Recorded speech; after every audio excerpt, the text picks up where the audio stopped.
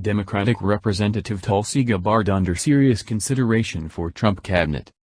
Democratic Representative Tulsi Gabbard, a high-profile Bernie Sanders supporter during the Democratic primaries, is under serious consideration for various cabinet positions in President-elect Donald Trump's administration, according to a senior official on the transition team.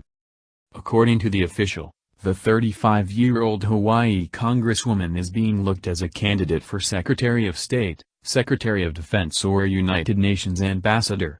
If selected, Gabbard will be the first woman as well as the youngest pick for Trump's cabinet. She met with him this morning in his New York City offices at Trump Tower. The Trump transition source said that their sit-down was a terrific meeting and that the Trump team sees her as very impressive.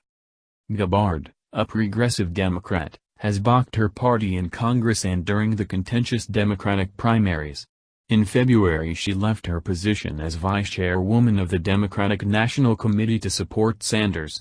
In the House she has broken with Democrats on the Syrian civil war. She supports keeping President Bashar al-Assad in power, and Syrian refugees. She voted for a GOP bill last year to conduct stricter background checks on refugees. This afternoon she released a long statement on her meeting with Trump, saying he asked to meet with her about our current policies regarding Syria, our fight against terrorist groups like Al-Qaeda and ISIS, as well as other foreign policy challenges we face.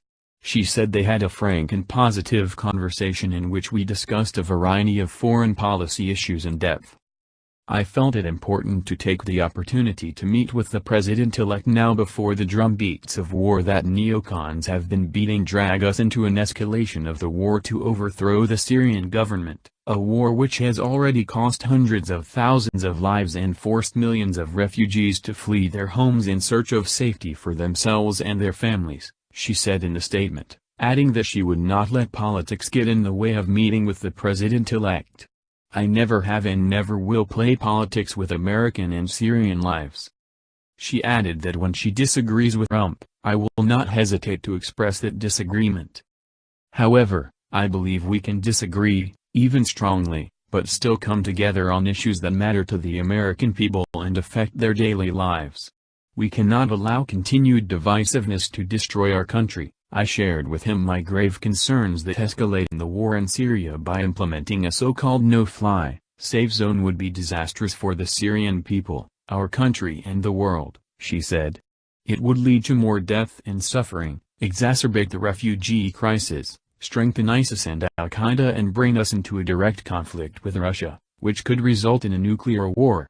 We discussed my bill to end our country's illegal war to overthrow the Syrian government and the need to focus our precious resources on rebuilding our own country and on defeating Al-Qaeda, ISIS and other terrorist groups who pose a threat to the American people.